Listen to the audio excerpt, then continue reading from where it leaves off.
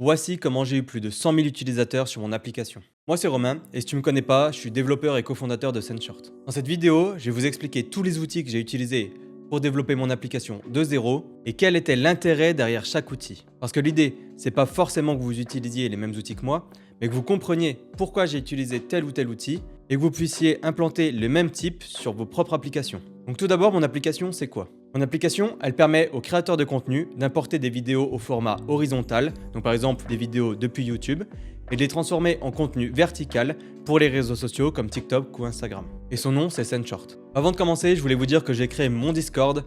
Vous pouvez rejoindre dans la description. Si vous êtes comme moi, que vous avez un projet ou que vous avez envie de build un projet, que vous soyez développeur, designer, marketeur, vous pouvez rejoindre. Ça va être un Discord de partage, d'entraide. Moi, j'ai envie de vous donner toute la valeur que j'ai apprise en construisant Sendshort. J'ai envie de vous aider à vous lancer. Donc voilà, si vous êtes dans cette optique-là, rejoignez, on vous y attend. Ok, mais qu'est-ce que j'ai utilisé pour créer Sendshort? Eh bien, vous avez deux grosses parties. Vous avez le front-end et le back-end. Le front-end, ça va être toute la partie que votre utilisateur, il va voir. Donc toute la partie qui sera sur le site. Et le back-end, ça va être toute la partie qui va traiter les données et retourner les données au site web. Donc quand vous faites du front-end, ce que vous voulez faire, c'est créer une interface facile et compréhensible pour votre utilisateur. Donc pour ça, vous avez plein de méthodes différentes pour le faire. Nous, comme on était déjà développeurs, on a utilisé un langage qu'on connaissait déjà, Next.js. Vous avez plein de solutions en no-code qui sont possibles si vous n'êtes pas développeur, mais je ne vais pas m'attarder sur cette partie parce que je ne connais vraiment pas très bien. L'idée en choisissant Next.js, c'était qu'on connaissait déjà et donc qu'on allait pouvoir développer rapidement ce qu'on voulait faire. Et s'il y avait des problèmes, ça allait être assez facile pour nous de les résoudre. Donc développer une application, c'est déjà assez compliqué. Moi, je vous conseille vraiment de partir sur quelque chose que vous connaissez déjà pour développer. Ensuite, pour tout ce qui est interface, on a choisi de passer par une librairie de composants qui est MUI. MUI, en fait, ils nous font des composants déjà préfaits comme des boutons, des headers, des menus qu'on peut réutiliser et juste customiser à notre goût. Ça nous fait gagner énormément de temps parce qu'on n'a pas à tout redévelopper de zéro. Donc ça existe dans pratiquement tous les langages. Moi, je vous conseille de vraiment passer par des librairies de composants si vous voulez gagner du temps. Pour déployer toute notre application, on utilise Vercel. Vercel, ça marche super bien avec Next.js. Ça nous évite d'avoir à nous-mêmes nous occuper des serveurs. Ça nous déploie automatiquement notre code dès qu'on sort des nouveautés. Et donc pour nous, c'est super parce que ça nous fait gagner vraiment beaucoup de temps. L'idée, à chaque fois, vous voyez, c'est d'essayer de gagner un maximum de temps afin d'avoir le plus de temps possible à passer à développer et à augmenter la valeur de notre application. Pour le back-end, on a utilisé aussi Next.js parce qu'il y a une partie back-end, donc qui va nous permettre de traiter les données côté serveur. Et pour la base de données, on a utilisé Supabase parce qu'ils nous permettent d'héberger notre base de données chez eux.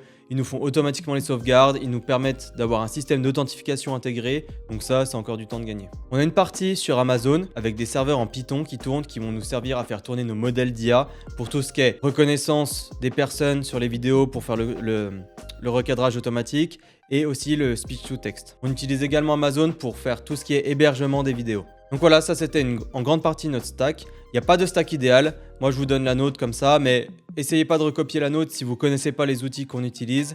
Ça sert à rien. Autant que vous restiez sur vos outils à vous, ça sera beaucoup plus bénéfique. Et l'idée, c'est une fois que vous trouvez les outils que vous aimez bien, faut vous spécialiser dans ces outils-là. Parce que plus vous vous entraînez dessus, plus vous serez rapide, plus vous serez à l'aise et plus vous pourrez faire des bonnes applications. Ensuite, à côté de ça, on utilise d'autres outils. Ces outils-là, ils sont super importants en plus du développement de l'application parce qu'ils nous permettent d'analyser nos métriques, de pouvoir faire du support client facilement et bien sûr de faire tout notre service de paiement. Donc pour tout ce qui est paiement, on passe par le classique Stripe. Comme ça, on intègre directement la page de Stripe. On n'a pas à s'embêter avec tout ce qui est moyen de paiement, chiffrage des données, tout ça, c'est eux qui s'en occupent et ça nous libère de ce poids-là. En plus, à premier abord, c'est pas facile à utiliser, mais finalement, une fois que tu l'as intégré une première fois, pour toutes tes applications, ça se fera de la même façon. Donc, tu n'auras aucun mal par la suite. Ensuite, pour le support, on utilise Crisp. Crisp, c'est une petite bulle que tu peux mettre sur ton application. Et quand les utilisateurs ils vont cliquer dessus, ça va ouvrir un chat en direct avec toi. Et comme ça, toi, tu as une proximité super proche avec tes utilisateurs. Parce que tu vas pouvoir leur répondre dans la minute, en fait. Et eux, dès qu'ils vont avoir un problème ou une question, dès que quelqu'un leur répond, ça va les mettre en confiance. Et de savoir que c'est pas un bot derrière, mais une vraie personne, nous, on a beaucoup d'utilisateurs qui sont restés parce qu'on avait un bon service client. Donc, je vous conseille Crisp parce que ça casse un peu la fracture des mails pour le support, parce que les mails, c'est souvent asynchrone, on n'a pas la réponse directement, etc. Donc, moi, je trouve ça beaucoup mieux en termes de support d'avoir quelque chose comme ça. Ensuite, pour nos métriques sur les abonnements, le churn. Donc le churn, c'est combien d'utilisateurs se désinscrivent de notre application. Et ben, on utilise Barmetrics. Barmetrics, ça nous permet d'avoir des informations sur quel type de client churn justement, pourquoi. Et ça nous permet même de faire des campagnes automatisées pour récupérer ces clients-là. Surtout qu'au début, Barmetrics vous rembourse l'abonnement si vous ne récupérez pas assez de clients. Donc c'est assez avantageux. Ensuite, pour faire toute notre chaîne de mail, on utilise Customer.io. Customer.io, ça te permet de créer des segments. Par exemple, un segment utilisateur qui a utilisé son essai gratuit, un segment utilisateur payant, un segment utilisateur n'a rien fait sur la plateforme. Et donc, en fonction de ces segments, tu vas pouvoir créer différentes séquences de mails. Une fois que tu auras créé tes séquences, ça va partir en automatique. Et donc c'est super pratique, tu as juste à faire les séquences une fois et après ça déroule tout seul. Et on l'a connecté avec Mailgun. Donc Mailgun, c'est notre service d'email. C'est pas très cher, c'est super pratique. Et tu as juste à connecter ton SMTP à Customer.io et après tu as toute ta chaîne qui est en automatique.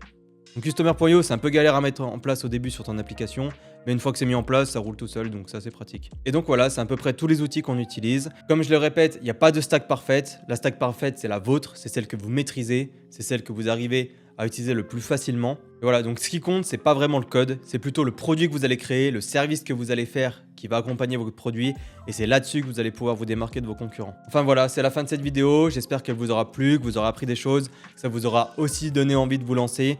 N'attendez pas d'avoir la stack parfaite. Moi, j'ai commencé à développer mon application, je connaissais rien du tout au code. Je pense que j'ai commencé, je devais connaître 10% de ce que je connais aujourd'hui. J'ai tout appris en essayant de faire mon projet. Faites vos projets, vous apprendrez énormément, que ce soit sur le code, côté technique, mais aussi côté produit, UX, design. Vous apprendrez vraiment énormément en faisant vos propres projets. Voilà. Abonnez-vous, mettez un like, un commentaire. C'était Romain. On se retrouve pour la prochaine vidéo. Ciao.